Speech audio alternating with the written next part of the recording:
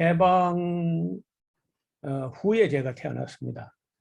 해방이 1945년 8월 15일인데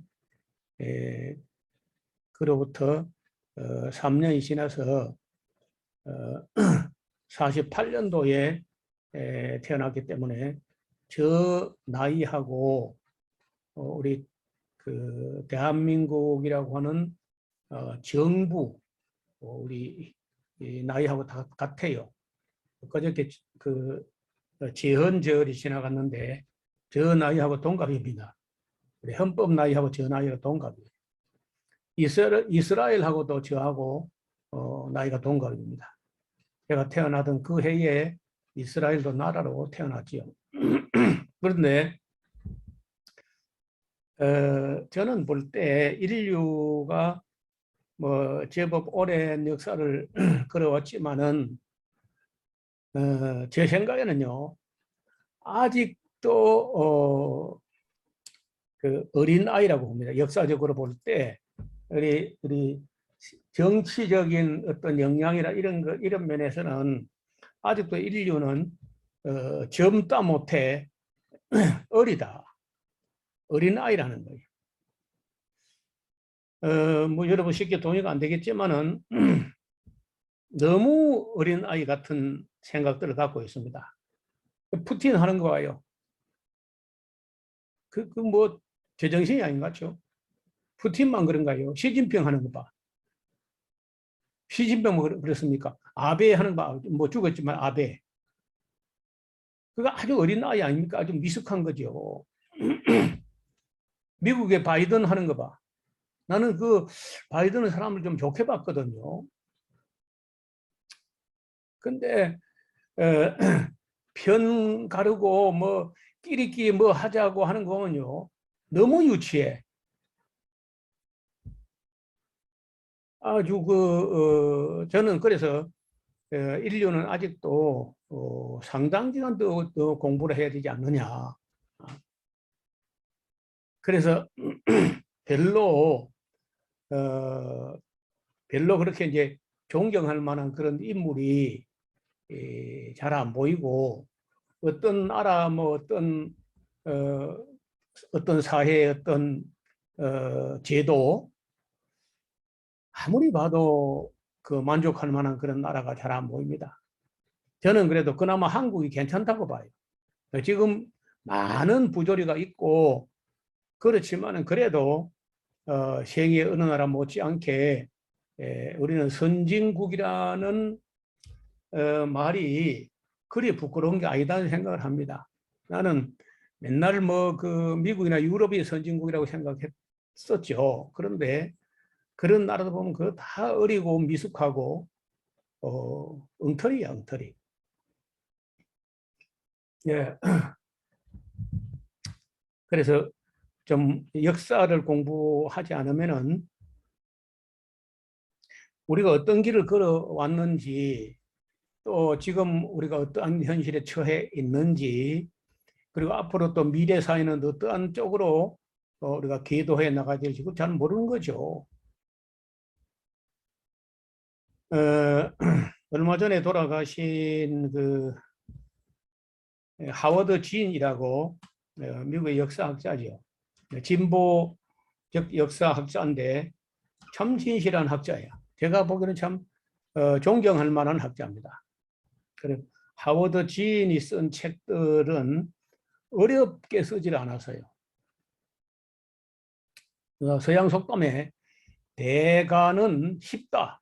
대가는 어렵게 하지 않고 쉽게 한다. 그런 말이 있는데 그 하워드 진 교수님 돌아가셨지만은 책이 남아 있습니다. 그 사람은 돌아가셨어도 책은 돌아가신 게 아니기 때문에 하워드 진이 쓴 책들이 우리말로 번역도 좀 여러 개 되어 있고 해서 꼭 읽어보시기를 바랍니다.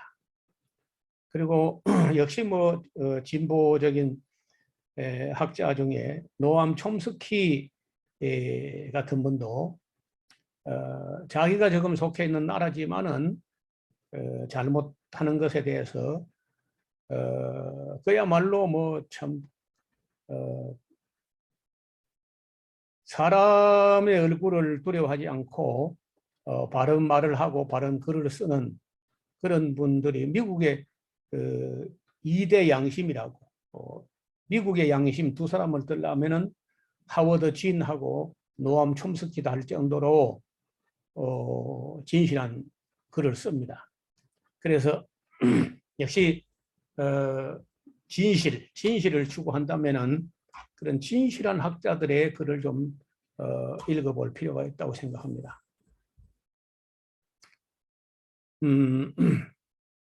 그리고 지난번에 신봉용 교수 이야기를 좀 했는데, 그 신봉용 교수나 그 외에 뭐 다른 한국의 그 학자들이 우리 한국 역사를, 한국 역사의 진실을 찾기 위해서는요, 한국서는 못 찾는다는 거예요. 전부 다 폐기하고 은폐하고 덮어 왜곡하고 해가지고 한국 안에서는 한국 역사를 알 수 없다. 그래서 그 미국의 연방문서보관소에 가가지고 라야 거기에 이제 비밀 해제가 그 기간이 지나서 오픈된 걸, 그런 걸 보면서 한국 역사를 새로 정리하는 그런 모습을 볼 수 있어요. 그것도 참 헤아려 참 큰 표단이죠. 우리 역사를 우리나라에서 공부하면 공부가 안 되고 미국을 가가지고 미국 문서보관소에, 연방 문서보관소에 가서라야 그 프라이머리 소스가 있다는 거예요.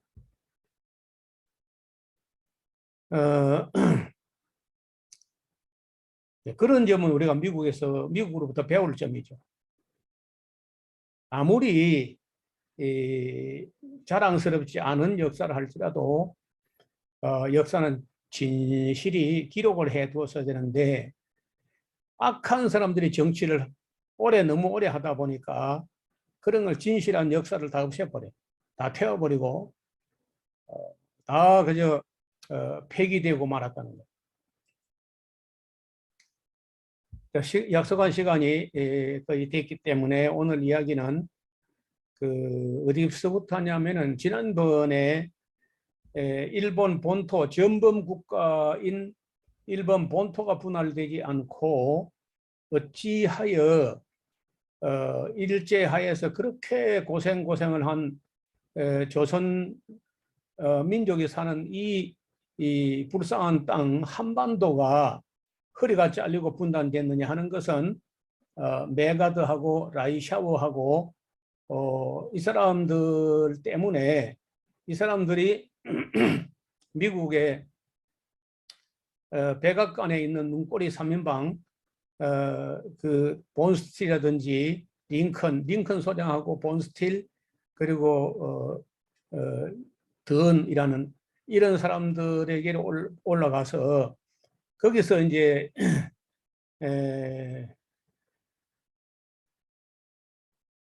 거기서 결국은 그들 머리에서 한반도 분할안이 만들어지니까 결국은 백악관에서 그들의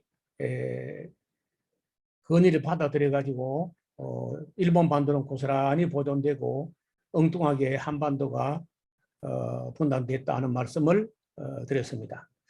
분단된 후에 결국은 이제 북한 땅에는 소련이 들어와서 진주하게 되고 남한에는 미군이 들어와서 미군정이 시작됐습니다. 자, 미군정 하에 있어서 한반도에 대해서 잠깐만 언급을 하면은, 46년도 8월 미군정청은 당시 동아일보가 조사한 여론을 접하게 됩니다.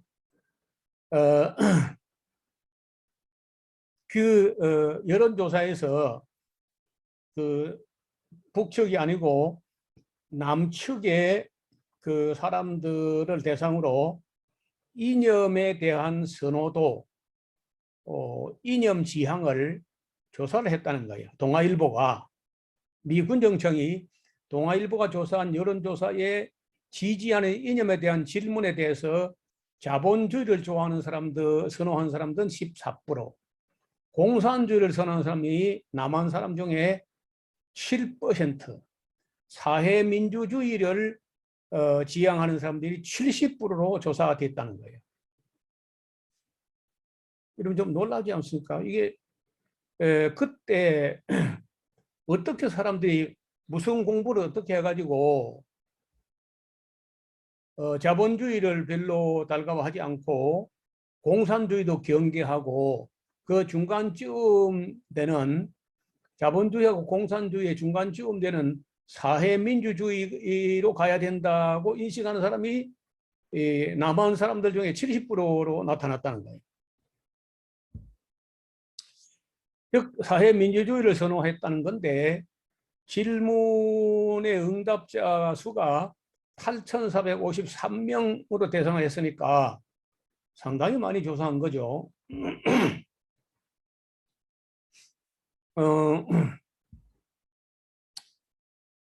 그러나 한편 그 당시에 미국은 남쪽, 미국이 통치하는 미군정이 통치하는 남쪽에 사회주의 국가가 들어서는 걸 원치 않았고 공산주의 들어서는 건 물론 원치 않고요. 그래서 이승만을 중심으로 한 자본주의 국가를 세워서 뭘 하자는 거냐? 한국을 발전시키자는 그런 생각은 그들의 머리에 아마 떠오르지 않았습니다. 왜냐하면 6.25 그 이전에 6.25로 두들고 나면 더하지만은 6.25 이전 해방 전국에서라도 남한 사회를 볼 때 미국 사람들의 눈으로 볼 때는요 비참했죠. 우리는 더 많은 파괴는 6.25 때 일어나지만은 그 앞에 일본이 전쟁 중에 있으면서 남한 사람들의 집에 쇠붙이라든지 녹그릇까지 다 빼앗아갈 정도로 수탈한 그리고 수탈당한 그런 조선민족을 볼 때 거기 무슨 자본주의가 되겠어요? 그러나 이제 그 조선 한반도 중에 남한을 자본주의 국가를 만들어 가지고 뭘 하자는 거냐? 일본을 공산주의로부터 지켜내겠다는 의지가 그게 미국의 의지였다는 거예요. 미국의 목적은 한국이 아니고 조선이 아니고 일본이 공산주의화되는 것을 막으려는 의도가 제1차적 의도였어요. 모든 면에서 미국 입장에서는 한국은 안중에도 없었다는 거예요. 그들이 소중하게 생각했던 것은 오직 일본, 얼마 전까지만 해도 한국에 대해서는 정말 그 미국이 아주 우습게 보고 했거든요. 이제 미군을 주둔시키는 주둔 기지 정도로 보는 거죠. 또 일본이나 미국이 좋아하는 것은 대륙보다는 대륙은 감당이 안 되니까 언제나 섬을 좋아합니다. 일본도 섬을 좋아하고 미국도 의외로 섬을 좋아해요. 군함이라든지 항공모함 같은 게 접안할 수 있는 섬, 그리고 항구를 좋아합니다. 내륙 도시보다는 항구를 좋아하고 섬을 좋아해요. 왜냐하면은 이 내륙에서는요, 한번 짐을 풀면은 그 짐을 옮겨서 짐을 설치하고 그것도 어렵지만은요, 철수할 때 이게 보통 어려운 게 아니야. 내륙에 들어가 놓으면은. 그러나 이제 그 육지에다가 기지를 만들지 않고 그들이 잘 만드는 그 미국 최고의 포스가 해군인데 그 해군 군함에 있으면은 뭐 그 안에 숙식 다 제공되고 여차하면 그냥 뭐 시동만 걸으면 도망갈 수 있으니까 그래서 예나 지금이나 미국은 해군을 중시하고 육군도 해군 안에 해군 해군 이하에 있고 공군도 해군 아래에 있어요. 그리고 해군이 최고야. 그래서 미국에서는 해군 뭐 함장이나 이런 걸 했다 하면은 이 경력에서 아주 인정을 받습니다. 그리고 그 미국 사람들이 이제 접해본 한국인들은요 말이 많아. 한국인은 말이 많다는 거예요. 그리고 그 저돌적으로 대들어. 이거는 아주 미국이나 일본도 그 한국 사람들처럼 이렇게 저돌적으로 저항하는 이런 민족은 그 일본이 만나본 적이 없고 그 미국이 볼 때도 한국 사람들 말이 많다는 거예요. 그리고 주장들이 강해. 반면에 일본은 미국 앞에서 조선인들과는 전혀 다르게 아주 간사하게 순종하고 그 메가드라든지 막 미국을 신처럼 모시고 이렇게 하거든요. 그러니까 진작부터 이 미국은 일본을 끔찍이 사랑하게 됩니다. 일본을. 그래서 이제 일본 반도는 소련이 그렇게 원했지만은 일본 반도는 분할이 되지 않고 조선 반도가 이렇게 분할이 된 거예요. 자, 그 당시 해방 전국에 우리나라 정치인들이 뭐 이보다 훨씬 더 많았지만은 제가 나이 순으로 한번 이렇게 정리를 해봤어요. 잘 보세요. 우남 이승만이 당시에 48년 당시에 73세예요. 백범은 이승만보다 한 살 아래입니다. 암살했죠. 안창호는 이승만보다 3살 아래고 김규식은 조금 더 젊어서 67세였고요. 조만식, 고당 조만식은 65세였고 몽양은 62세였습니다. 소앙, 보통 이 조용원을 용원이라는 이름을 안 부르고 조소앙이라고 많이 부르는데 이게 소앙은 원래 호입니다. 호. 61세였고 그 북한의 이론적 공산주의자 그 국문학자입니다. 주시경 선생 밑에서 배운 사람인데 백연이라 그러죠. 김두봉 59세였어요. 그 다음에 남쪽에 이제 고하 송진우는 58세, 인천 김성수는 57세, 우헌 안재홍은 57세. 이 안재홍에 대해서 우리가 보통 잘 모르고 계실 텐데요. 굉장히 똑똑한 사람이고 인물입니다. 신익희, 그 해공 신익희는 56세, 설산 장덕수는 54세, 유석 조병옥은 54세, 약산 김원봉은 50세, 죽산 조봉암은 49세, 그리고 김일성은 호가 없고 36세였어요. 자, 이 미군정 하에서 해방전국 미군정 하에서 48년 당시에 이런 정도 나이였습니다. 그러니까 이승만이 당시에 뭐 나이가 제일 많았죠. 이제 그 앞에 이승만보다 나이가 뭐 좀 더 많은 사람들이 있었다고 하면은 그 월남 선생 이상재, 그리고 단재 신채호 이런 분들은 이승만보다 나이가 많고 해방을 보지 못하고 돌아가셨어요. 그래서 해방 전국에 있어서 우리가 인물을 좀 알아야 되는데 이런 인물 중에 여기 지금 노란색으로 표시된 사람은 조만식은 북한이 공산화되고 소련군이 와도 남한으로 내려오지 않고 1.4 후퇴 때도 내려오지 않고 끝까지 북한에 남아 있었습니다.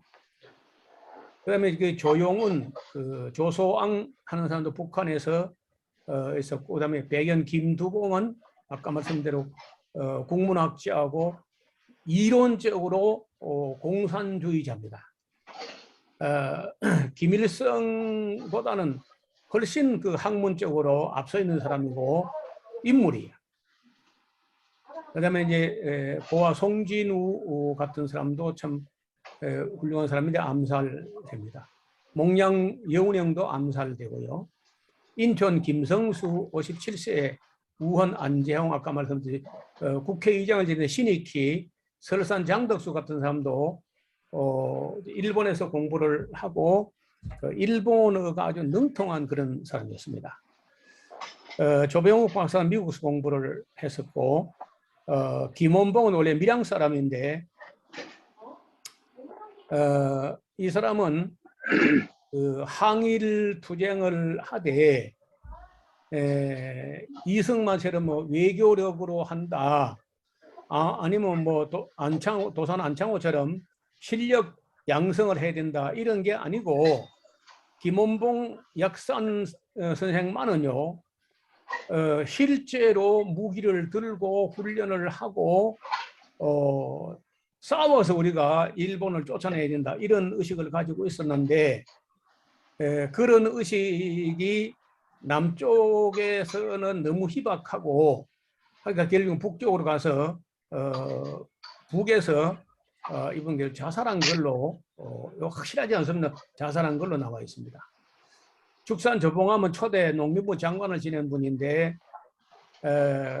이승만이 보니까 조봉암 선생이 그 토지 개혁을 하고 하면서 굉장히 똑똑한 사람이고 젊고 희망이 있으니까 대통령 후보자 중에 조봉암이 더 국민들이 지지를 더 많이 하니까 조봉암을 간첩으로 몰아가지고 빨갱이를 몰아가지고 이승만이가 사형을 시켜버리죠.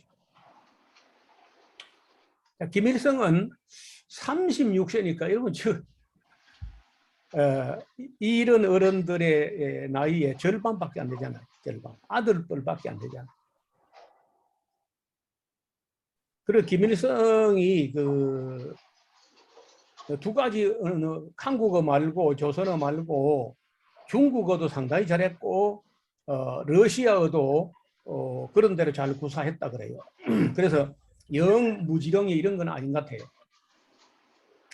그러나 마나 자, 이렇게 될 때 이 아까 말씀드린 대로 우리 남한 사람들의 정치 성향, 사상 성향은 사회민주주의를 70% 정도가 지지했다는 걸 보면은 만약에 여보세요 북쪽에 뭐 고당 조만식은 거기서 대통령 제안을 받기까지 합니다. 북에서. 왜냐하면 이 김일성이 나이가 너무 어리고 하니까 김두봉이나 이런 사람들이 조만식 선생을 찾아가서 대통령직을 제안을 해도 끝까지 내가 하나님도 모르는 무신론자들 공산주의 세상에서 북한 대통령 할 마음이 없다 이래가지고 끝까지 고사했던 사람이거든요. 그럼 뭐 조소왕하고 김두봉하고 김원봉, 김일성 뭐 여기 17사람 중에 네 사람 5사람밖에 안 되잖아. 북쪽의 인물이. 그러면은 아무리 소련이 북에 있고 아무리 남쪽에 미군이 군정을 한다 할지라도 이 많은 이 하얀색으로 된 이 남쪽 사람들 지도자들이 힘을 모아 가지고 이 사람들을 끌어안고 그래 좋다 우리가 자본주의 그래 자본주의가 뭐 부담되면은 자본주의를 조금 양보하고 공산주의는 뭐 아무도 좋아하는 사람 많지 않으니까 공산주의 양보하고 사회민주주의를 국민 70% 원하니까 이걸 절충해서 사회민주주의 쪽으로 가는 방향으로 하자고 충분히 할 수 있는 이 인물의 구성이 넉넉히 우리가 대화를 해가지고 이 36살짜리 뭐 아니면 50세 김원봉 이런 몇 사람 정도를 설득을 못 해가지고 결국은 북쪽은 공산주의 세계가 되게 만들어버리고 남쪽은 사회민주주의도 안 갔잖아요. 그 자본주의로 가버린 거예요. 그래서 거기에서 극으로 만들어버렸는데 이 시대에 저는 볼 때 제일 큰 책임자는 뭐 보나마나 이승만입니다. 이승만이 그걸 못한 거야.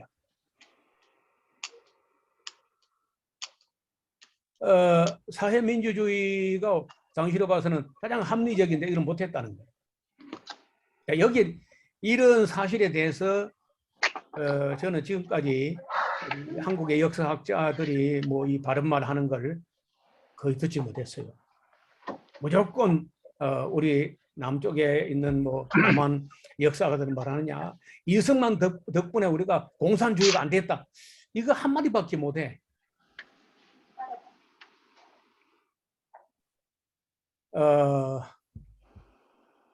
그게 안타깝다는 거죠.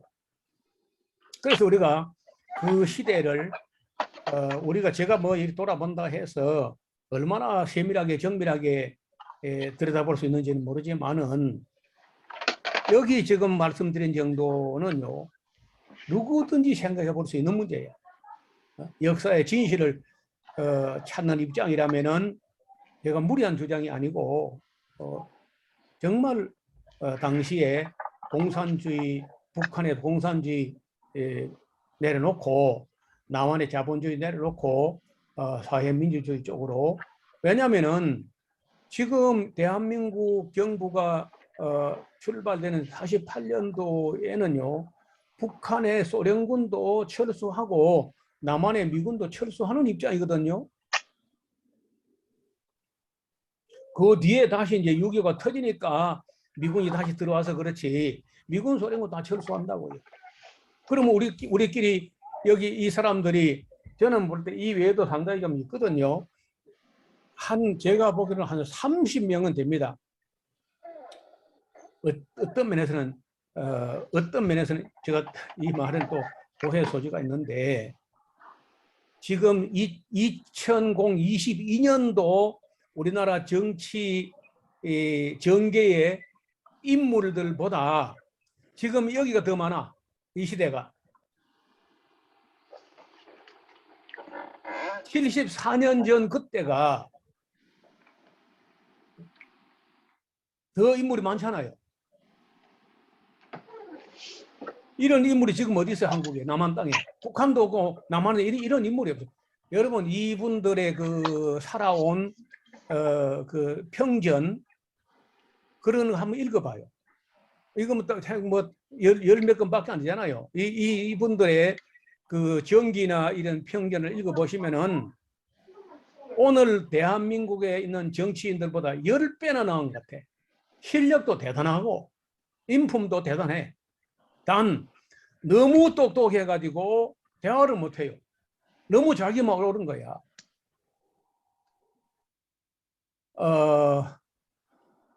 일본에서는 일이 안 하거든요. 일본에서는 위에 누가 딱 잡은 사람이, 권력 잡은 사람이 이래 합시다 하면요, 전부 그냥 딴소리 없이 그냥 하이 하고 합니다. 근데 여기 보세요. 이게 김구가 암살돼야 될 사람인가요? 몽양이 죽어야 될 사람인가? 송진우가 왜 죽어? 왜? 네? 장덕수가 왜 죽어야 되냐고. 또 조봉암을 왜 간첩으로 몰아 사형을 시켜야 돼? 이게 북한에서 일어난 게 아니고 이런 암살이 전부 남한에서 일어났었다. 그러니까 그 시대에 이 많은 사람들 중에서 아무래도 책임은 이승만에게 제일 큰 책임이다. 그 얘기는 조금 더 진행을 해보겠습니다. 여기 이제 좌우 합작론과 단정론이라고 하는, 거 말이 좀 어려운 말인데, 46년도 5월 달부터 47년도 12월까지 새로운 정부를 수립하기 위해서라면은 조선에 조선 사람들이 좌익 우익으로 사상적으로 막 이렇게 갈등이 있으니까 이 좌우 세력을 합작해가지고 뭐 합작 어떤 우리가 공식 용어는 합작입니다. 역사에 기록된 말이 합작이야. 그 말이 그 오늘날 언어로도 괜찮은 말인지 모르겠는데 합동, 통합, 뭐 어떻든 이 좌우 합작 연대를 추진했던 그 운동을 좌우 합작 운동이라 그러는데 이 운동은요 우리 대한민국의 여운형이나 김규식 이런 분들이 머리에서 나온 게 아닙니다. 그 마음에서 그런 말이 있어도 이걸 원래 원한 거죠. 미국이 이걸 원했어요. 보통 좌우 합작론은 뭐 김규식하고 여운형이 주도했던 것이다. 뭐 이렇게들 인식을 하는데 사실은요 미국이 주도합니다. 중도파 세력 인사들이 주축이 되어서 구성되고 전개했지만은 해방 전국에서 보면은요 쟁쟁한 인물들이 아까 많았다 그랬잖아요. 일제 강점기의 그 엄혹한 시절에 많은 인재들이요 나라를 구하기 위해서는 공부를 해야 된다 해가지고 참 의외로 그때 그 유학이라는 게 쉽지 않았을 텐데 유학들을 많이 갔어요. 그리고 유학을 하되 자기 입신 양명이나 자기 출세나 자기 성공 이런 걸로 가지고 공부한 사람은 많지 않아요. 대부분 그때는요 그 유학하는 사람들이 고국을 떠나서 그 미국이나 일본으로 혹은 독일이나 영국으로 가서 공부를 하는데 그 가서 나라에서 멀어질수록 나라와 민족으로 하는 마음이요 훨씬 더 강하고 또 그렇게 가는 사람들이 있는가 하면은 중국으로 가서 상하이나 중경에 가서 공부를 하고 또 독립운동을 하는 사람이 있고 그 다음에 이 연안파라 해가지고 연해주 쪽으로 만주 쪽으로 이쪽으로 가가지고 또 공부하고 싸움하고 준비하는 사람이 있고 러시아로 가서 공부하고 또 준비해가지고 나라와 민족을 위해서 공부하는 이런 사람들이 많았기 때문에 해방 전국에서 아까 본 대로 그런 걸출한 인물들이 많았다는 거예요. 아까 말씀드린 당시 미 군정에서 파악한 상황이 남한 지역의 국민 의식에는 사회민주주의 성향이 70%이고 우익 성향은 14%밖에 안 된다는 사실을 두고 우익만 가지고 14%밖에 안 되는 이 우익만 가지고는 전국을 컨트롤할 수가 없다는 인식을 미국이 해요. 미국이. 그래서 미국에서 좌우 합작 운동을 추진하게 될 때 그 좌우 합작 인물의 이제 조금 뭐 있다 보면은 이게 문제가 좀 있는데 미국 측의 인물 중에서는 버치라는 계급이 낮긴 해요. 중위가 한 사람이 나선 정도고 그 우적인 인물 중에 이승만과 김구는 빼요. 너무 극우적이라서 이승만, 김구는 배제하고 그 중도에 있는 인물이 나서는 게 좋겠다. 왜냐하면 김규식이 워낙 실력파예요. 이런 김규식에 대해서 조금 말씀을 드려야 되는데 김규식은 언더우드 선교사의 양아들입니다. 그리고 미국에 유학을 시켰어요. 언더우드 선교사님 사모님이 이 김규식이 너무 똑똑하고 착하고 총명하고 해서 이 한국에 있다가는 안 되겠다 해가지고 미국으로 빼돌려 가지고 로녹 대학에서 공부를 하는데 졸업할 때 종합성적 2위로 미국 땅에서 공부를 했는데 2위로 종합성적으로 이렇게 졸업을 해요. 어떤 사람들의 기록에는요, 그 김규식이 의학에 조회가 있어가지고 11개 국어를 했다는 기록이 있습니다. 그 정도로 똑똑한 사람입니다. 그래서 이 김규식과 여운형을, 여운형은요, 우리 국민들이 한때 공산주의까지도 그 가담도 했던 사람이기 때문에 그냥 빨갱이 몰아버려가지고 자꾸 이상한 사람을 보이는데 대단한 그릇입니다. 저는 아까 17명을 소개했는데 그 17명 중에서는 제일 그릇이 크고 탁월하다고 봅니다. 여운형. 그만한 인물이 해방 이후로 지금까지 없는 것 같아요. 내가 보기로는. 해방 이후로 지금 이 시간까지 여운형만 한 인물은 없었다. 이렇게 생각합니다. 도덕적으로, 윤리적으로, 사상적으로, 그 지식적으로 모든 면에서 대단한 사람입니다. 제가 뭐 소개하는 책을 여러분이 읽으실지 모르겠는데 여운형 평전이 여러 종류가 나와 있는데 뭐 어느 거든지 읽어봐요. 여운형 평전을 쓰는 사람은 여운형을 그 빨갱이나 나쁜 사람에는 이렇게 쓸 수가 없기 때문에 쓰는 겁니다. 그 정도로 훌륭한 사람입니다. 그리고 기독교인입니다. 승동교회에서 전도사로 있을 때는요, 그 청년들이, 여운형을 따른 청년들이 1000명이나 될 정도로 탁월한 전도사였어요. 어떻든 그래서 극우파 중에 이승만, 김구가 배제되고 김규식, 여운형을 중심으로 좌우 합작 운동을 주도하게 하는데 우익 측에서는 김규식, 원세훈, 김봉준, 안재홍, 최동호이고 좌익 측에서 여운형, 허헌, 정노식, 이강국, 성주식, 김진동 그리고 그 비서를 뒀는데 우리 한글 국문 비서는 송남헌, 그리고 황진남, 김세용, 이 사람이 영문 비서를 두고요. 그 다음에 이제 미국적 연락장교 버치 중이고 소련 측의 연락장교는 그 당시에 확정을 못하고 찾고 있는 정도, 이런 정도로 이제 좌우 합작 운동을 추진해가지고 46년 5월부터 47년 12월까지 했는데 제가 볼 때는 1년 반.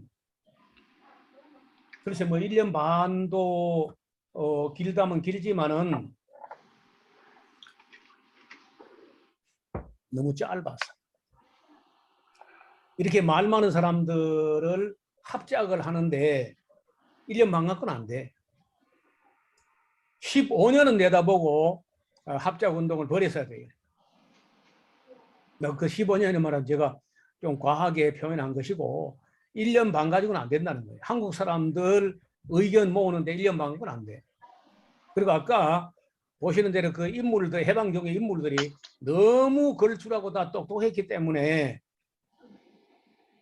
다 한마디씩 합니다.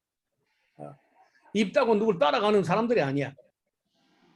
그 정도로 말이 많고 주장이 강하고 했다는 거예요.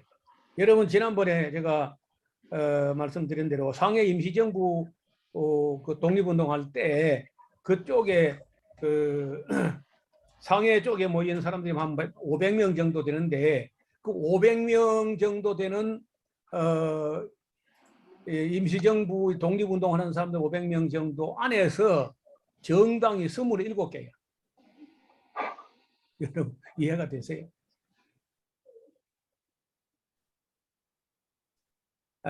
세상이 감당치 못한다. 그래서 저는 지금 그때나 지금이나 한국에서 정치 잘한다는 거는요, 그거는 그 어려워. 여러분이 존경하는, 여러분이 실력을 인정하는 세계적인 지도자 누가 이름 내봐요. 누가 있어요? 저는 하늘 아래서 어떤 정치인이 와도 한국 사람 정치하기는 쉽지 않다고 봅니다. 그래서 이제 어떤 면에서는요, 우리가 강대국 틈바구니에서 이렇게라도 나라를 유지하고 있는 겁니다. 이 저항 정신. 저는 그 좋은 점이 있다고 봐요. 일본 사람들에게는 그런 저항 정신이 없어요. 중국에 없습니다. 독일도 그런 거 없어요. 독일이 뭐 그 히틀러 암살단이 있다 손쳐도 어떻든 우리 한국 사람들에게서 이 저항 정신이란 건 대단하고, 나중에 이 군정청에 하지라는 중장이죠. 이분을 너무 많이 찾아와, 정치인들이. 그래서 하지 중장이 내가 개개인하고 어떻게 일일이 다 상담하냐. 정당 대표라든지 사회단체 대표가 오면 내가 만나주지 개인하고는 만날 수 없다. 딱 잘라요. 그랬더니 정당 단체 대표가 아니면은 하지 중장을 만날 수 없다고 하니까, 그때 이 남한 땅에 정당이요 340개쯤 됩니다. 340개. 그런 사람들, 그리 똑똑한 사람이 많은데 그걸 뭐 1년 반 해가지고 좌우합작이 일어난다고? 그럼 안 돼요. 우리 교회 보세요. 교회 합동이 있고 통합이 있고 뭐 그 합동 측에는 뭐 장로교 합동 측 안에 아마 70개 좀 교단이 있을 겁니다. 지금 현재 이단 말고 한국의 교단이 347개로 나타나더라고요. 참 대단해. 쪼개는 데는 뭐 이 합작하는 거는 어려 못하면서 나누고 쪼개는 거는요 굉장히 잘한다는 거예요. 대단해 정말. 저는 그걸 다 나쁘다고 보지는 않습니다. 어떻든 그때로 봐서 우리가 이 좌우 합작 운동의 운동이 잘만 됐다면은 또 그 기간에, 다시 말하면 북한에는 소련 군정, 남한은 미군정, 그 기간에 좌우 합작 운동을 비롯해가지고 이 사람들이 북한에 아까 몇 사람 대단한 사람들을요 열정적으로 찾아가고 불러 모셔, 남한으로 모셔 내려가지고 대화를 하고 회의하고 토론하고 이렇게 해서 남북이 나누어지지 않게 했다면은 6.25가 없는 거죠.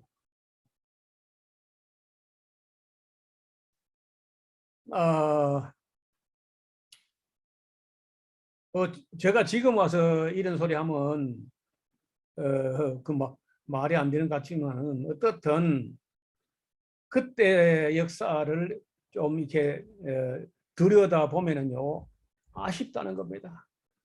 왜 그 북한 지도자들을 남은 쪽으로 불러 모시든지, 아니면은 남쪽 지도자 북쪽으로 올라가든지, 아니면 중간에서 만나든지, 이거를요 적극적으로 해야 될 거 아닙니까? 그런데 그때 그 만나서 대화하는 걸 안 하고 못 하고 한 그 습관, 그 버릇이 지금도 못 하잖아요. 지금도. 여보, 그 입금했어 여기 레스라우스? 나는 했는데. 전쟁을 했으면 했지. 내 대화를 이름으로 못 안 한다는. 됐다고 그래. 이게 우리 민족을 망하게 하는 아니 거예요. 어쨌거나 내 이름 알거든 그 집사님. 아니 그런데 이름이 그래도 안 됐다고. 대화를 시도한 사람이 그래도 세 사람이죠. 그거 들어오는 거 다 확인 안 돼. 대통령 중에 그래서 김대중하고 노무현, 문재인 셋은 그래도 어떻든 북쪽이 뭐 틀어질 때 틀어지고 삐질 때 삐어지고 하더라도 만났잖아요. 그 사람들은 못 왔지만 우리는 갔잖아. 그래도 더 가야 돼. 더. 주야. 자꾸 가고 자꾸 와야 돼. 뭐 스포츠를 하든지 아니면 부흥회를 하든지 뭘 하든지 간에 와야 되고 가야 되고 해야지. 여러분 안 가고 안 오고 안 만나고 하면은요 떠나는 자는 하루하루 멀어지는 거예요. 그래서 제가 좌우 합작 운동 이게 또 1년 반 가지고는 너무 짧았다. 미 군정이나 소 군정은 3년으로 끝난다고 할지라도 그들 소련군이 먼저 철수하고 소련군 철수하고 미군 철수했을 때 그거 만나기 얼마나 좋아요. 야, 저 소련 오랑캐 미국의 제국주의 건너가서 물 건너가서 우리 만나자. 아, 만나서 찌지든지 볶든지 튀김을 하든지 뭐 싸우든지 만나가지고 이야기하자 하고 만나야 될 거 아니야.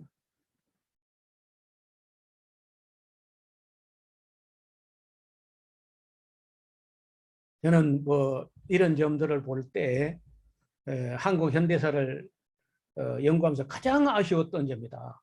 메가더가 뭐 그냥 메가더하고 라이셔가 일본 본토는 보존하고 한마디를 나눴다 손 칩시다. 그건 나누면 뭐 나눈 거죠. 어쩔 수 없이. 그때는 우리가 미처 준비가 안 돼가지고 이제 결국 분단이 되었으면은 그러면 소련군 철수하고 미군 철수했을 때 만나가지고 남한 단독 정부 하지 말고 북한 단독 정부 하지 말고 우리가 배려할 테니까 북한 사람 너희 중에 대통령을 해라 한다 할지라도 어떻다 하나가 돼. 그러면 여러분 그러면 공산주의 안 되죠. 북한도 남한도 사회민주주의로 간다는 거예요. 충분히. 근데 사회주의만 돼도 막 큰일 나는 걸로 생각하는 아직도 우리 한국 사람들이야. 공산주의는 진작에 실패했지만은요. 지금도 카나다라든지 핀란드, 노르웨이, 스웨덴, 덴마크, 네덜란드 이거 다 사회주의, 독일도 마찬가지. 그게 사회주의입니다. 영국도 반사회주의야 지금. 근데 뭐냐 사회주의에 되면 큰일 나는 걸로 이렇게 인식을 한다는 거예요. 어떻든 이 좌우합작 운동이 왜 깨지느냐?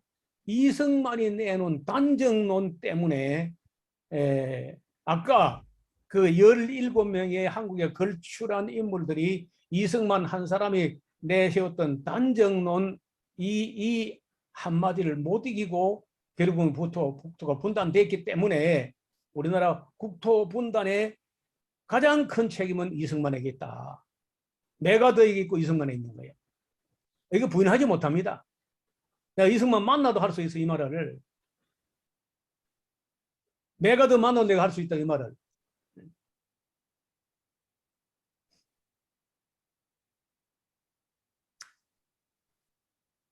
이승만이 그 정읍 전라 북도인가요 남도인가요 정읍이 죄송합니다. 그 경계를 잘 몰라가지고 북도와 남도 그 중간 좀 있을 텐데 전라북도 정읍이죠. 미 군정 하에서 좌우 합작 운동을 바라보았던 이승만은 남한 각지를 순회하면서 이승만은요 좌우 합작에 털끝만큼도 관심이 없었던 것 같아요.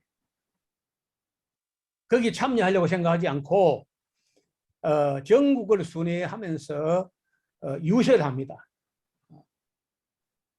그러니까 그 자기가 대통령이 되거나 할 어떤 미래를 다 구상을 하면서 전국을 돌면서 유세를 해요. 요즘 어떤 선거법 위반이죠. 그러면서 정읍에서 한 발언이 46년 6월 3일이에요. 전북 정읍에서 남측만이라도 임시정부 혹은 위원회 같은 것을 조직할 것을 강조합니다. 그러니까 이 내용의 발언을 한 것을 이게 정읍 발언이라고 하는데 이는 국내외 정세를 입체적으로 고려한 이승만이 정치적인 위기의식을 보여주는 발언이었다고 봅니다. 왜냐? 자, 남한 국민들의 그 정치 이념의 성향은 사회주의, 사회민주주의를 70% 정도가 그 지지하고 있고, 북한에는 소련 공산주의의 지령을 받는 것 같고, 그러면은 자본주의를 지지하는 사람 14%밖에 안 되는데, 그거를 가지고는 자기는 성산이 없다. 미국에서도 그렇게 보는 것이고 이승만도 그렇게 본 거라. 그래서 남측만 가지고 자기가 유세를 해가지고 단독 정부를 만들겠다고. 그러니까 단독 정부 한다는 건 그 통일은 물 건너간 거죠. 그 통일은, 이승만이 생각하는 통일은 뭐냐? 남한 단독 정부만 정통성 있는 고유의 유일한 그런 정부고, 북한은 남한에 조직된 이 정부에 그저 머리 숙여 들어와야 되는 걸로. 지금도 사람들이 그런 생각하죠. 북한은 정통성이 없다. 아니, 유엔에 가입인 의미는 국가한테 정통성이 없다고?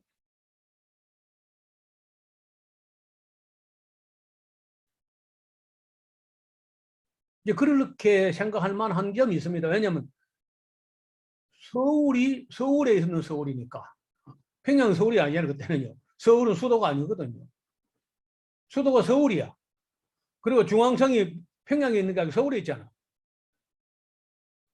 그러니까 남한만 정통성이 있고, 북한은 아무 소리 말고 소련 품에서 벗어나서 남한 정부로 머릿속에 들어와야 되는 걸로 인식하는 게, 이게 이승만이 말하는 일민주의야. 일민주의.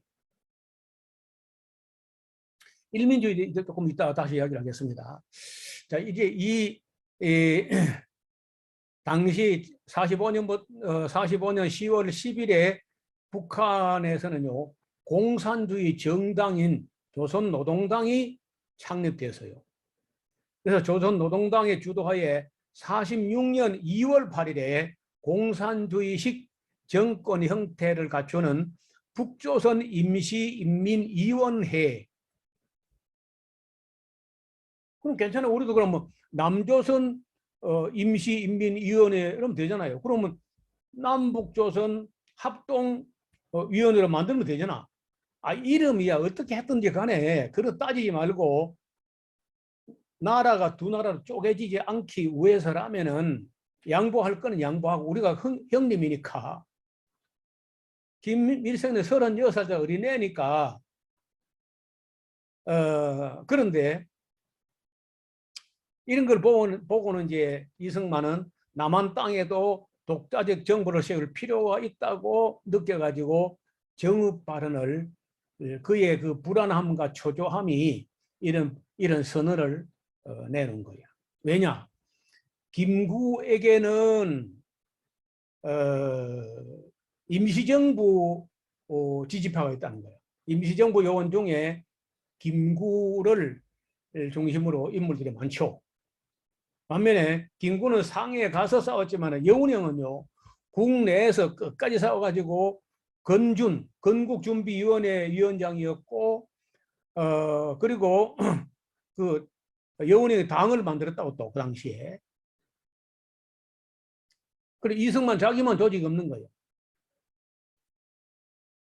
그래서 그런 면에서 볼 때 이제 이승만은 이 정읍선언을 하면서 남한 땅에 독자적인 정부를 세울 필요성을 만들었는데, 그러면 자기가 대통령 되는 건 떼놓은 당상이다. 그 욕심 때문에 이런 단정 의지, 단독 정부 의지를 내비쳤다는 거예요. 이승만은 줄곧 미국에서만 활동을 해왔기 때문에 국내에서 자기 조직이 거의 없다시피 했습니다. 따라서 그가 자기 세력을 키우기 위해서 전국 유세를 하고 다녔던 것으로 볼 수 있는 거죠. 같은 정치 노선을 걷고 있었던 김구는, 만약 이 김구도 처음에는요, 이승만의 이 단정 주장에 대해서 반대를 안 합니다. 만약에 남한의 아니 남한이 그러면 좋다. 남한이 선거를 해가지고 국회를 구성하는 의석을 마련할 때 그 북측의 인구 비례의 의석 수를 확보하고 그걸 보장하는 입장에서라면은 내가 이승만의 우남의 주장에 대해서 반대할 이유가 없다. 그 견해를 같이 해요. 처음에.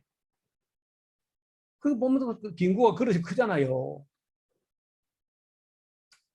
제가 보기에는 뭐 어느 뭐로 봐도 학벌로 보면 뭐 이승만이가 프린스턴 출신이고 하니까 뭐 비교 안 되지만은 시대를 보는 안목에 있어서는 김구가 월등히 낫습니다. 어느 뭐로 봐. 그릇이 달라요. 자, 그런데 이승만의 마음속에는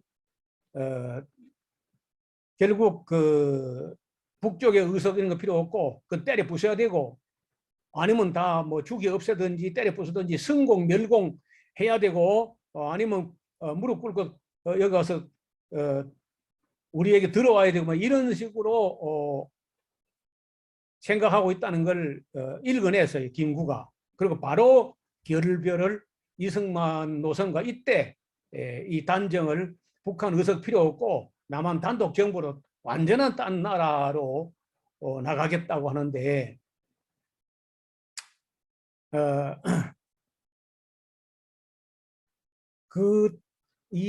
이 사건을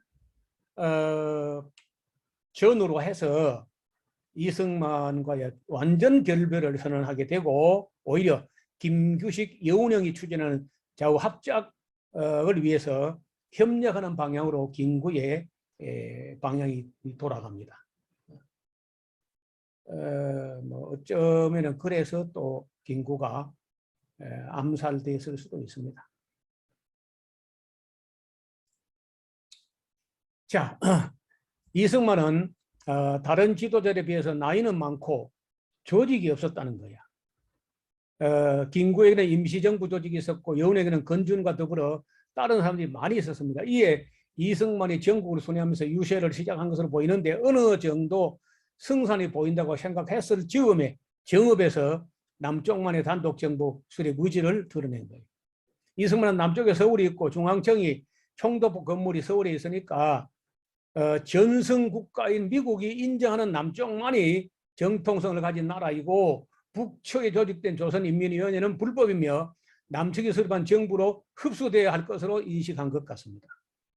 예, 그래서 내세운 이념이 일민주의, one people principle, 일민주의. 그래서 뭐 두 나라 두 민족 이런 거 있을 수가 없고 무조건 북쪽은 남쪽에 흡수되어야 되는 걸로 이런 생각을 가진 거예요. 그리고 남쪽에서도 이제 어떤 정당이 아까 얘기했죠. 340개나 정당이 있으면 어떻게 해요? 무죄죠. 그래서 이승만이 내세운 게 뭉치면 살고 흩어지면 죽는다. 이게 일민주의예요.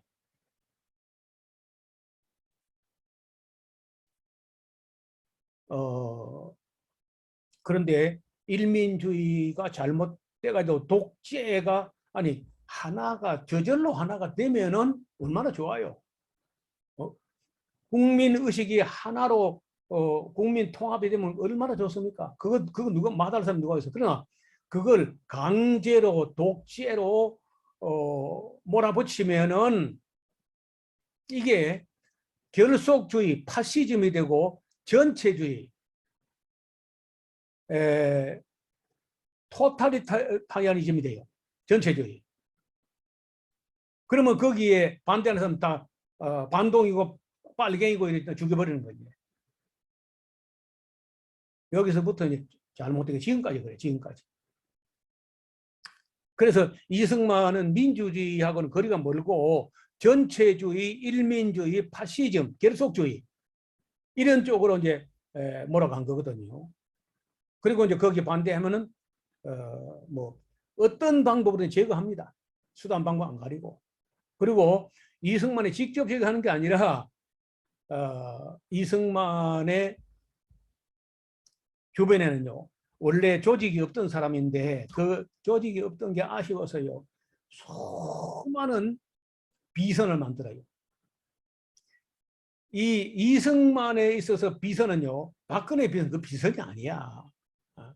그거는 비서지, 비선이 아니고 비공식 비서. 근데 이승만에게 있어서 그런 이원 정치라고 하는데, 정치를 각 정부를 만들어서 각부 장관을 임명하는 그거는 이제 정통성 있는 정치고, 그 말고 따로 한 노선을 가지고 정치하는데, 그걸 소위 말해서 이원 정치라고. 두 가지 정치라요. 그러니까 하나는 불법 정치입니다. 이 불법 정치는 불법 단체를 수도 없이 만들어내요. 이승만 때. 그 대표적인 서북 청년단. 서북 청년단뿐 아닙니다. 그런 서북 청년단 같은 이런 파시즘, 결속주의가 한 20개가 있어요. 이승만 주변에. 이걸 가지고 암살이고 테러고 뭐 그냥 마구잡이를 하는 거예요. 그게 우리 현대사인데 그 다 덮어버렸다고. 그리고 뭐 여러분 이게 뭐 이 중에 상당 이야기는 아마 안 듣던 이야기 아닙니까?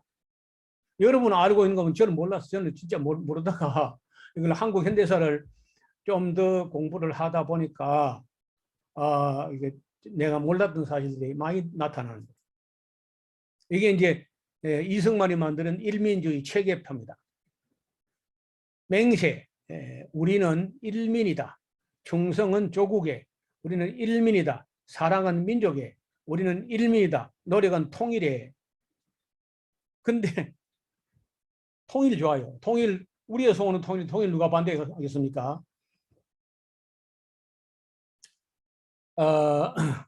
통일, 이승만 박사 저서가 있는데, 일민주의 개술이라고 하는, 그래서 이걸 이제 이 이론을 이렇게 내놓으니까, 그때 초대 문교부 장관이 있어요.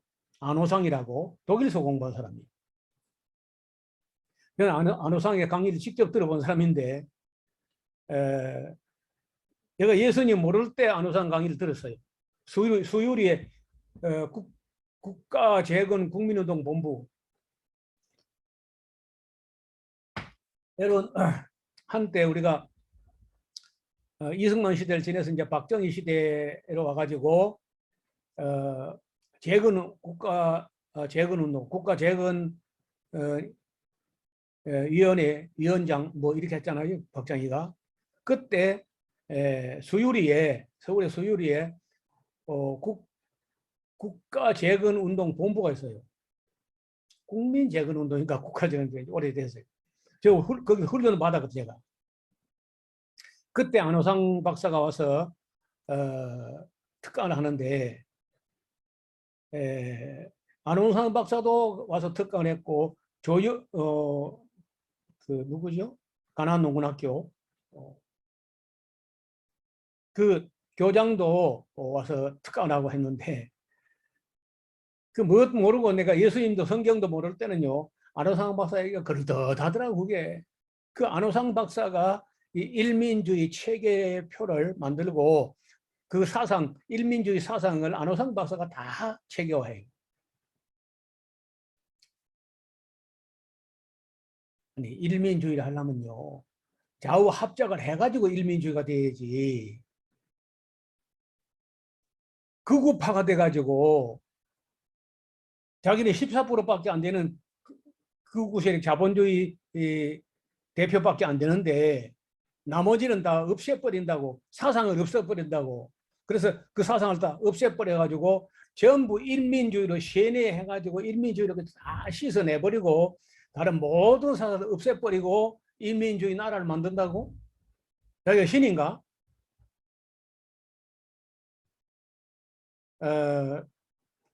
그러니까 저는 볼 때 이승만의 욕심과 착각과 그리고 비선 조직과 이런 것들이 우리 역사를 이렇게 어렵게 만들었다고 봅니다. 자, 조금 더 이야기하면요, 이제 48년도 5월 달에 총선을 하고 8월 15일에 우리나라가 이제 정식으로 대통령 취임하잖아요. 그런데 48년도 1월, 제가 태어나던 해 1월 달에 우파와 중도파의 대표적 정치인이었던 김구는 우파 대표였죠. 이승만은 빠지고 김규식 이런 사람이 미소 양군 철수와 남북 요인 회담과 총선을 통한, 잘 봐요, 총선을 통한 남북이 함께 참여하는 총선을 통한 통일정부 수립이라는 대원칙에 합의를 합니다. 그리고 남북 협상이 빠르게 진전되었고 48년도 2월 16일에 두 사람의 서한이 북한 측 지도자 김일성, 김두봉에게 전달됐습니다. 그때는요, 그래서 뭐 북한에 어떤 또 사상가가 있었는지 모르지만은 그 당시는요, 이 김일성은 어리고 김두봉 한 사람만 제대로 끌어안아도요 대화할 수 있었습니다. 그 정도로 김두봉이 똑똑한 사람이죠. 북한에서는 김두봉, 남한에서는 박헌영이. 즉각적인 답변을 하지 않던 북한 측이요, 3월 25일에 이르러서 그동안에 갈등을 했겠죠. 공식적인 답변을 내놓았는데 그것은 남북 요인 회담 이렇게 하지 말고, 요인 몇몇 중요한 사람 이렇게 하지 말고 남북 정당 사회단체 대표자 연석회의를 역제의해 옵니다. 북한 측에서는 정치 지도자 간의 회담이 아닌 범위가 훨씬 넓은 정치단체 대표자들의 연석회의를 주장하고 나온 거죠.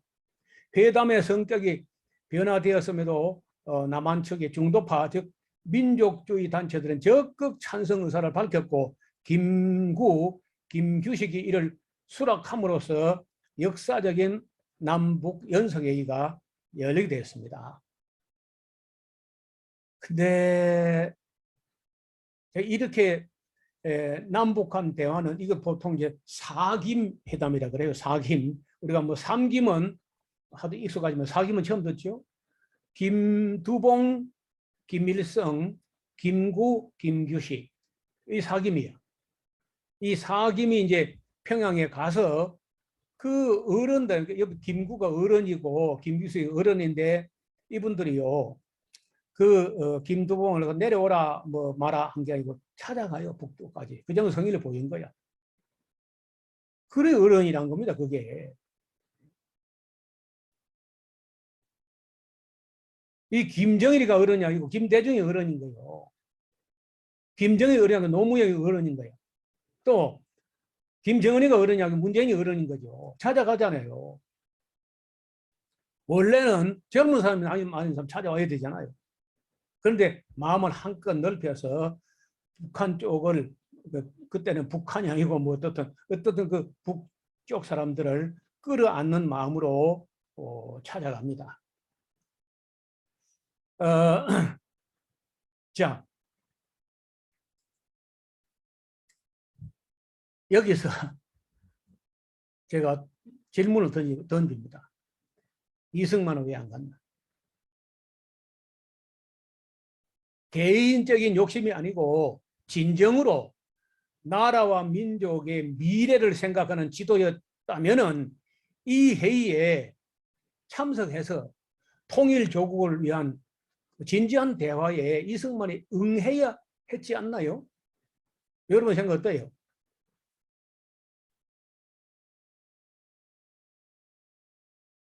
뭐 세상이 어떻게 돌아가든지 말았든지 간에 이승만은요, 그저 5월에 남한만에 죄송합니다, 이 단독 정부를 위한 남측 총선거 준비해가지고 그 총선거에서 이제 대통령을 뽑게 했으니까 자기가 대통령 되는 거 이외에는 뭐 관심이 없는 거예요. 만약에 그 정도 북에서 그렇게 역제의가 들었으면요, 아무리 총선이 5월에 계획되어 있다, 이거 연기를 하는 한이 있더라도 북한에서 남북한 총선을 위한 대화를 하겠다고 만나자고 하면요. 이승만이 열일, 백일, 만사 다 제쳐놓고 올라가야지. 그래야 지도자지. 그래야 어른이지. 두 개의 정부, 두 개의 나라가 되지 않도록 막았어야 하는 거 아닌가요? 그런데 이 모임에 이승만은 가지 않았다는 거예요. 당시 남측에서는 많은 인재들이 있었지만 김구와 김규식만 올라갔습니다. 그래서 김두봉과 김일성 앞에서 김구, 김규식은 절대로 남측에서 단독정부 출발하지 않을 것이니 기다려달라고 약속을 받았고 북에서는 기다리기로 남쪽에서 단독 총선하지 않고 다시 그 남북한이 함께 총선하겠다고 하면은 우리가 응하겠다는 약속을 다 받아가지고 내려왔다고요. 그런데 이 모든 사김회담에 아랑곳하지 않고 이승만은 5월 단독정부 수립을 위하여 밀어붙이고 있었다는 거예요. 그 날짜가 너무 없어.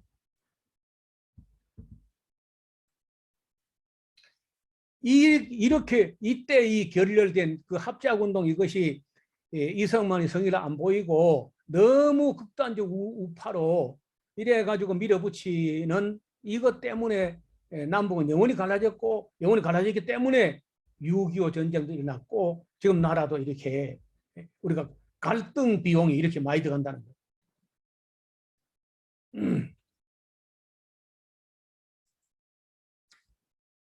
그때 그 김구가 2월 10일에 북한으로 올라가기 전에 발표한 3천만 동포에게 읍고함이라고 하는 문건이 지금도 여러분 찾으면 나옵니다.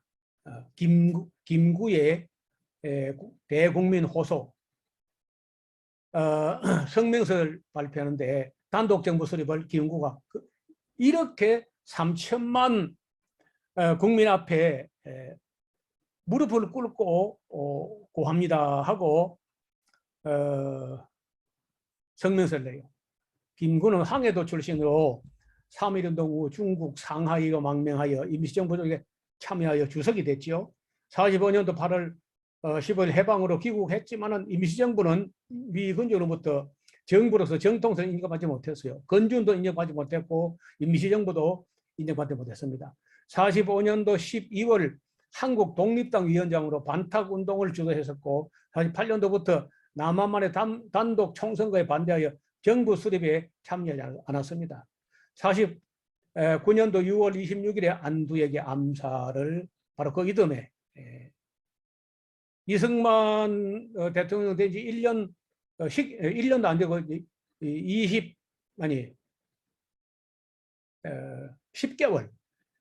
10개월 10일 만에 안두희에게 암살됐는데 안두희 뒤에는 누가 있느냐? 두 개입니다. 두 가지. 하나는 미국 CIA하고 또 하나는 이승만 뒤에는 그 아까 비선들. 물론 뭐 안두희가 죽였죠. 그렇게 말하면 안두희 죽인 게 총알이 죽였지. 총알이. 그 누구 의지에서 이 김구 제거라는 이게 이런 끔찍한 생각이 나왔냐는 거예요. 총알이 죽인 거예요? 권총이 죽인 거예요? 안두희가 죽인 거예요? 아니면 그 뒤에 누가 있는 거예요?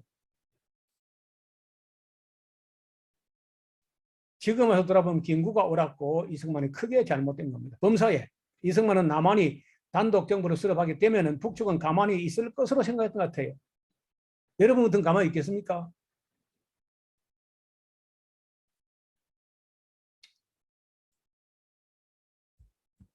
김구 선생님의 성명서를 읽음으로 오늘 이야기를 정리하려고 합니다. 친애하는 3천만 형제 자매여, 우리를 싸고 움직이는 국내외 정세는 위기에 임하였다.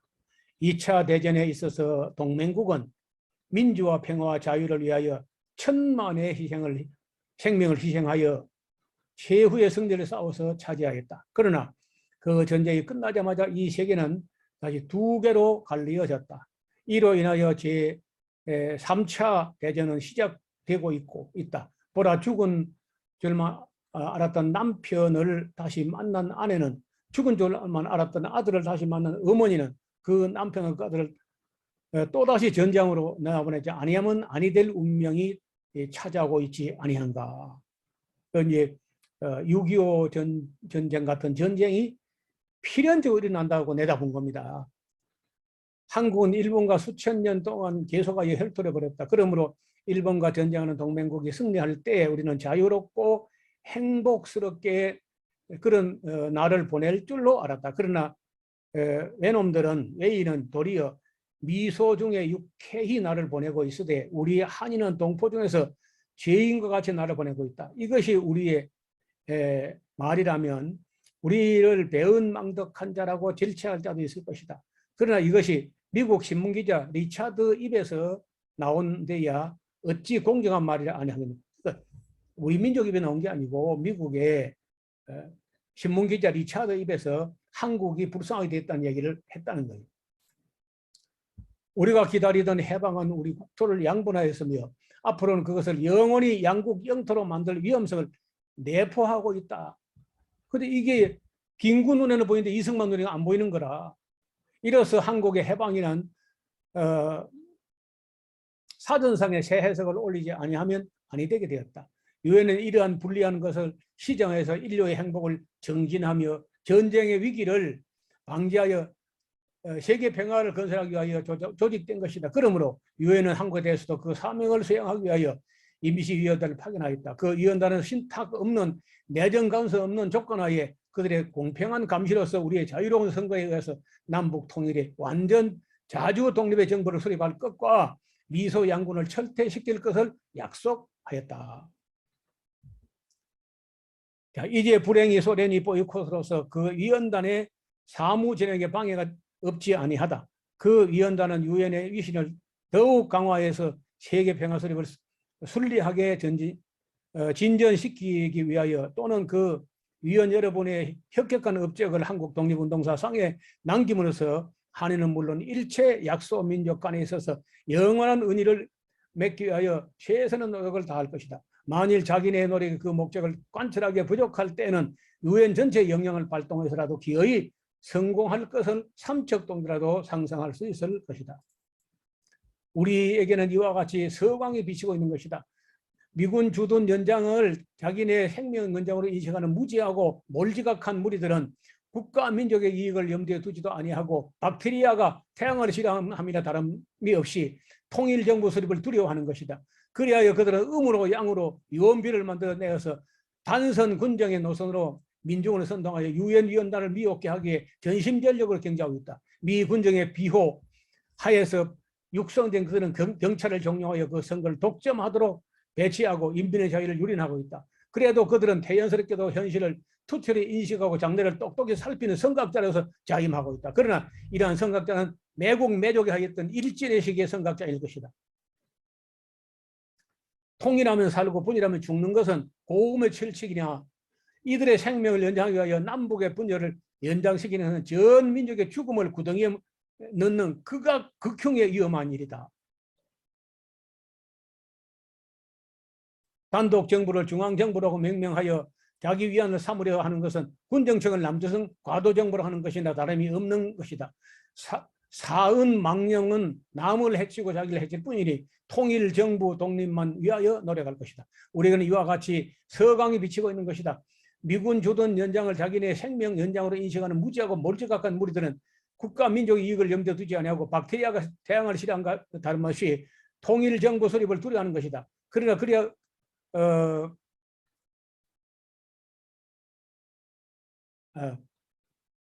무엇이 중복되냐. 죄송합니다. 이거 한 페이지가 중복이 돼서요.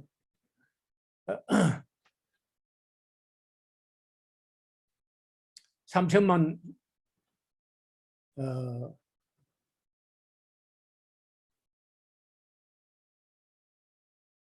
지금 이때 나의 단일한 염원은 3천만 동포와 손을 잡고 통일된 조국, 독립된 조국의 달성을 위하여 공동 분투하는 것뿐이다. 이 육신을 조국이 요구한다면 당장이라도 재단에 바치겠다. 나는 통일된 조국을 건설하다가 38선을 베고 쓰러질지언정 일신에 구체한 안위를 취하여 단독 정부로 세우는데 협력하지 아니하겠다. 나는 내 생전에 38 이북에 가고 싶다. 그쪽 동포들도 제 집을 찾아가는 것을 보고서 죽고 싶다. 구전날을 당할 때마다 38선을 싸고 도는 원귀의 곡성이 내게 들리는 것도 같았다. 고요한 밤에 홀로 앉으면 남북에서 헐벗고 굶주린 동포들의 원망스러운 용보가 내 앞에 나타나는 것도 같았다. 3천만 형제 자매여, 부시 이의 이름에 가슴이 눌려 막히고 눈물이 앞을 가리어 말을 더 이루지 못하겠다. 바라건대 나의 애달픈 고충을 명확히 살피고 내일의 건전한 조국을 위하여 한 번 더 심사하라. 서울신문에 48년도 2월 11일자에 나왔던 2월 11일부터 2월 13일까지 이 김민구의 성명서 중간에 뭐 중약이 있고 했는데 여러분이 찾아서 그 전문 전체를 한번 다 읽어보시길 바랍니다. 누가 옳았냐고.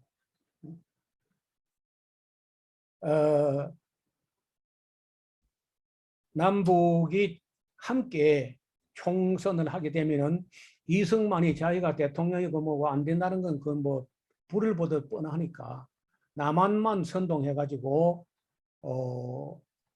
그 미군의 미군 정청의 그 비호를 받으면서 미국의 바지에 깔려 놓으면 그저 우리 민족은 다 죽는 거다 이런 식으로 선동을 하면서 코미니카 대한미국을 만들어 놓은 겁니다. 김구는 이렇게 되면 이제 38선을 중심으로 피비린내가 나고 수많은 사람들의 그 원귀의 곡성들이 귀에 막 들리는 것 같다는 거야. 남북 전쟁이 날 뻔하니까 그걸 미리 내다본 거예요. 6.25가 터진다는 것을 김구는 내다봤다는 거예요. 그 이승만은 안 보는 거예요. 이승만은 뭐 미국을 등에 업고 싸우면 뭐 북한 정도는 그냥 뭐 신의주 가서 점심 먹는다 뭐 어쨌거나 뭐 평양 가서 점심 먹고 저녁은 신의주 가서 먹는다 뭐 이런 식으로 떠드는 사람들이 있었거든요.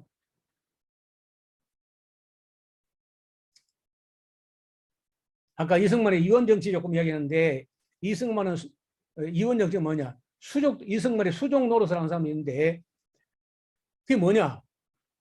정상적으로 출발한 장차관을 통해 가지고 정치가 아니라 그 안에 친일 경찰, 친일 검찰, 친일파 판사들이 국민을 괴롭히고 있었어요. 행정부 요원 중요한 자리도 모두 극우파, 친일파들이 자리를 차지하고 있고 입법부 즉 국회는 극우파도 있었지만은 중도적인 의원들이 많았고 진보적인 소량파 의원도 있었는데 나중에 국회 프락치 운동이라고 프락치 사건이라고 하는 그 사건에서 소량파 진보적 의원들을 빨갱이로 간첩으로 프락치로 북한 끈앞으로 몰아가지고 감옥에 집어넣어 놨는데 6.25 터집니다.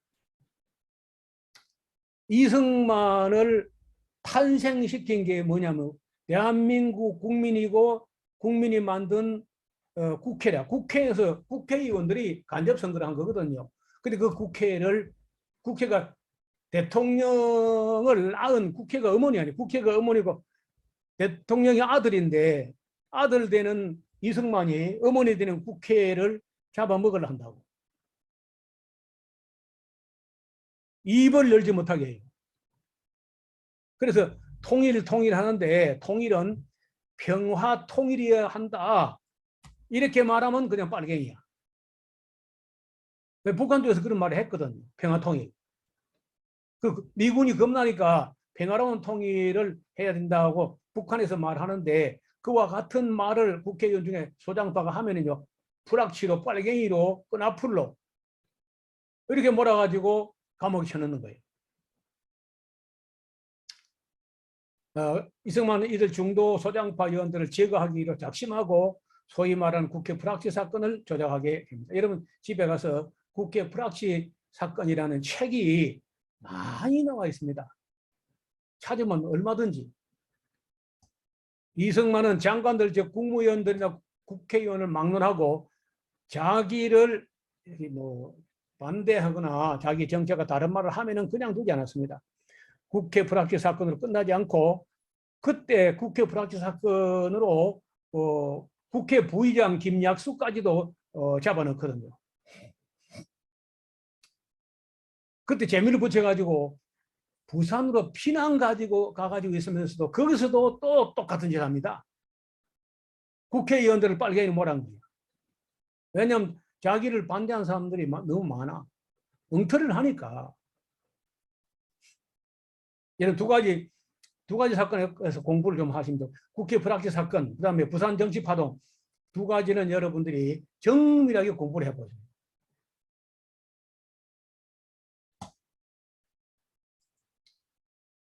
이원 정치라고 아까 정상적인 장차관을 통해서 행정부를 움직이는 정치 말고 그 조직이 없다는 자기 컴플렉스 때문에 조직을 만드는데 제일 먼저 만든 게 서북청년회, 이화룡, 정팔 이런 사람들이 이제 주축이에요. 명동파죠. 대한독립청년단, 대동청년단, 지청천 등이죠. 청년조선총연맹, 국민의 청년단, 호국단, 민보단, 향보단, 학도호국단, 소방단, 백골단, 백이사, 의용단 등 20여 개의 청년단체들이 때로 몰려다니면서 테러를 행하고 기부금 형식으로 국민들의 피를 빨아, 이 사람들이. 당시 국회의원 중에 박해극 의원이 국회 발언을 보면요. 첫째는 기부를 요구한다. 공출을 요구한다. 그리고 안 하면 고문을 해가지고 국민을 괴롭힌다는 거예요. 이승만 시대는 정치라고는 찾아볼 수가 없고 이런 이 패거리들의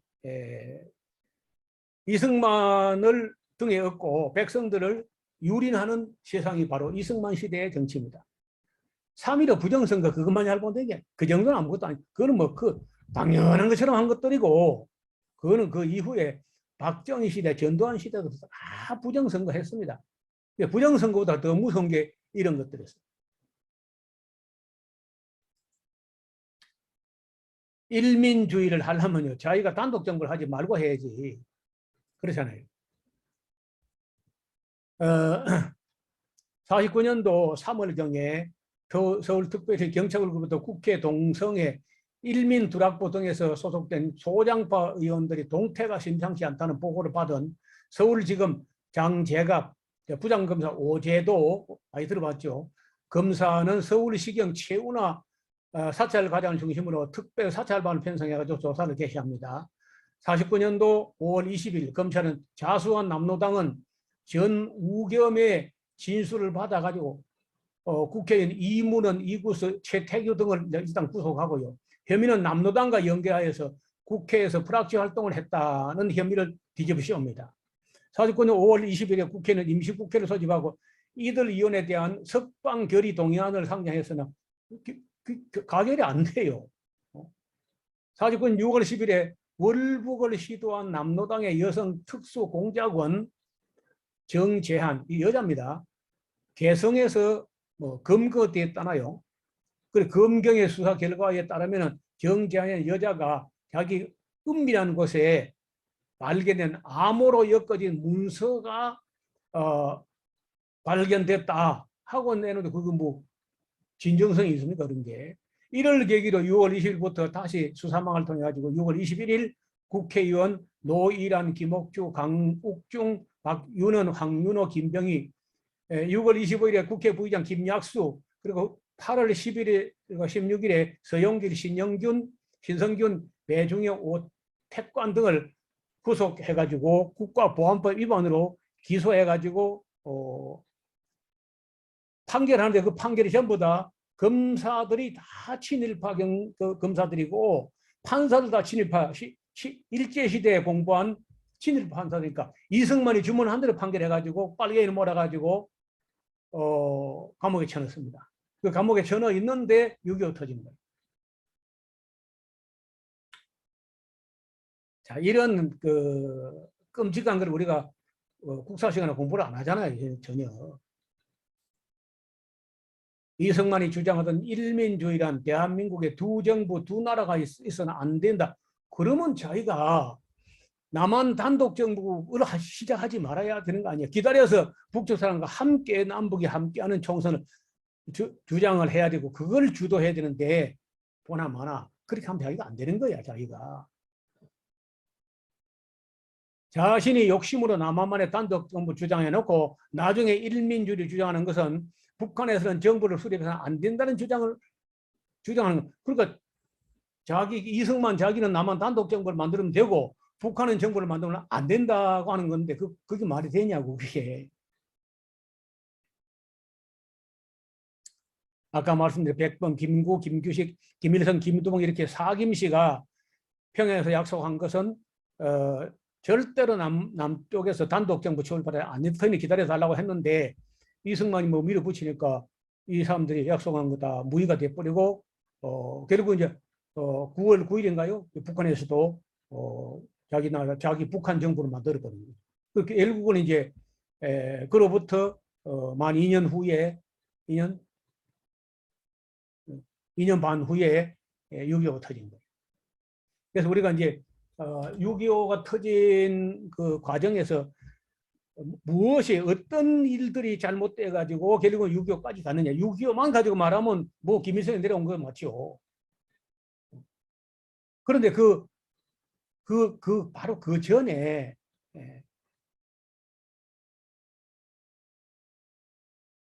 미국이나 소련이 갈라놔도 우리는 합해야 되잖아요. 그들이 우리를 갈라놨다고 우리가 더 세게 갈라지고 그러면 어떡해. 그래서 그들은 싸움은 안 붙였잖아요.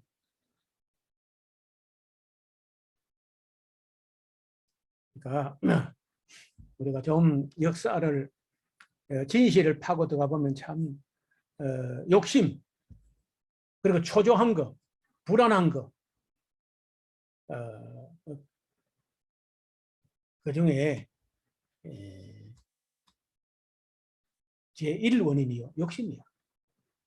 욕심이 잉태해가지고 죄를 낳는 거예요. 죄가 잉태해가지고 비극을 낳는 거예요. 여러분, 우리가 6.25 때 뭐 맨날 그저 북쪽 오랑캐 내려왔지. 어째서 내려오게 되느냐. 어째서 내려오건 놔두고 어째서 나라가 하나가 돼야 될 텐데 두 개가 왜 됐냐. 왜.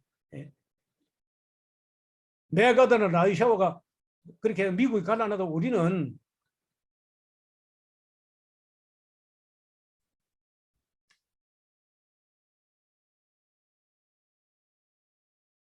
결정적으로 이승만 마음속에 불안, 초조 심리, 욕심. 그래서 이제 정읍 발언에서부터 일이 잘못된 거예요. 그걸 뭐 지금쯤에는 이승만도 후회 안 할까요? 나는 후회한다고 봐요.